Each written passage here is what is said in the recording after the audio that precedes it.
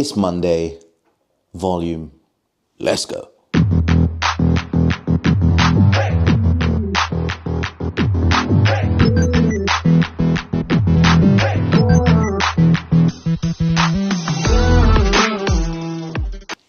I'm Carl Ragavan, Europe's original starting strength coach. This is Beautiful Strength. Welcome to another show. It's my first proper week back into training. Last week was fairly easy, and I'm glad to say I had pretty much 0 to no DOMs at all. DOMs being delayed onset of muscular soreness. So the plan was correct. So programming went to according to plan. Whereas this week, volume squats, I'm still doing paused work just because, again, it's light.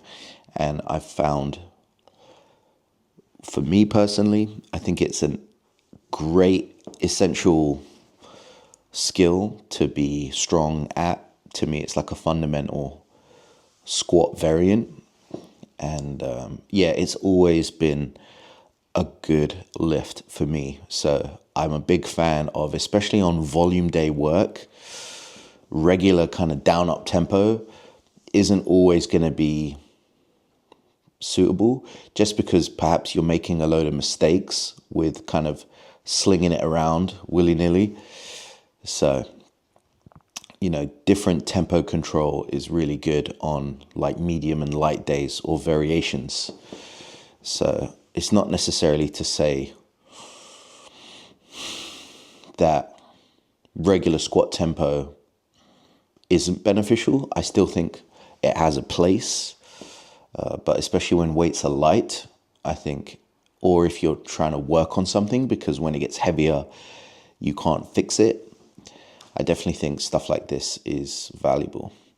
Same on bench, I've got my paused bench is also 3x5. The interesting decision I've made programming wise is to slap on my seated press onto the end of this day, because it's just a top set. Pressing is not my top priority right now.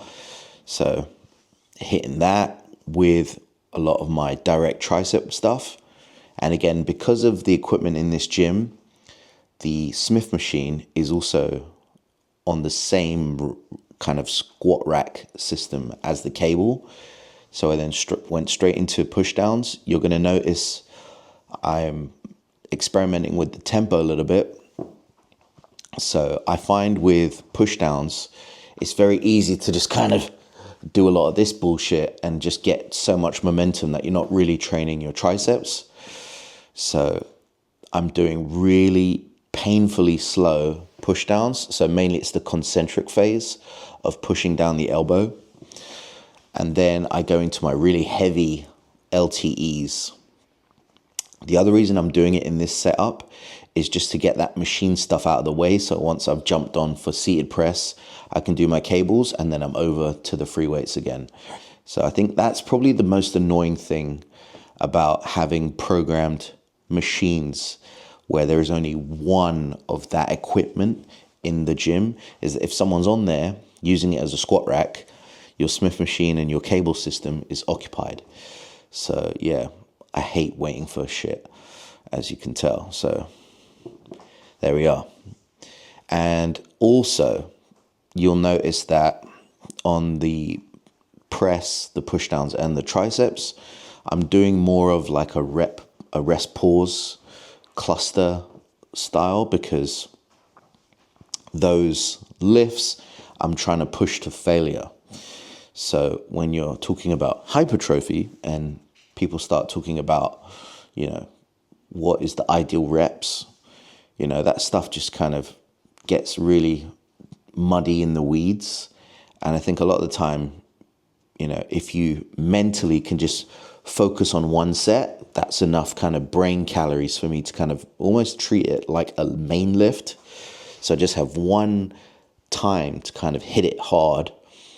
And by accumulating, this kind of set, you're effectively producing more fatigued reps within the set. Because again, if you know anything about the hypertrophy training, a lot of people say it's only the last 2 or 3 reps that count.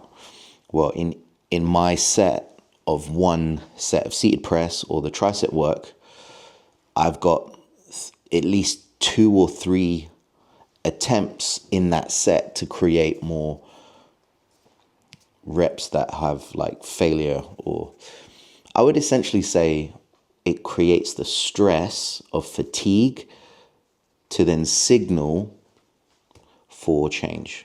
That's essentially what I would say.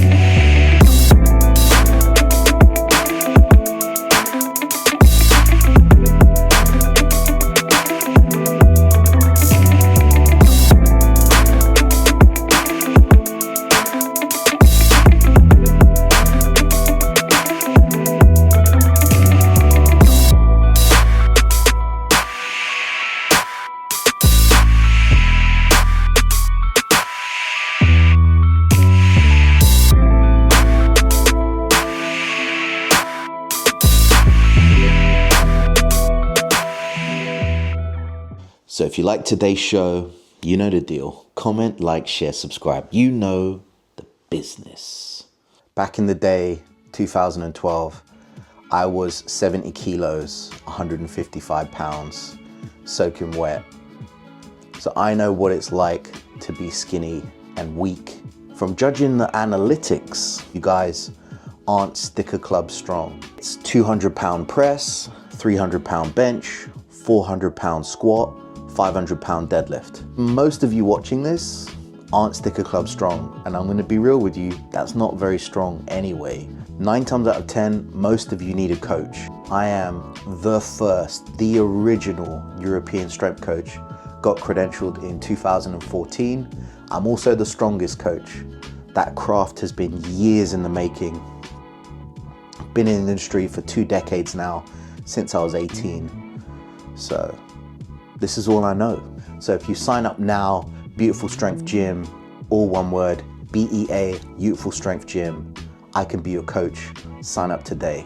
Remember, the barbell never lies.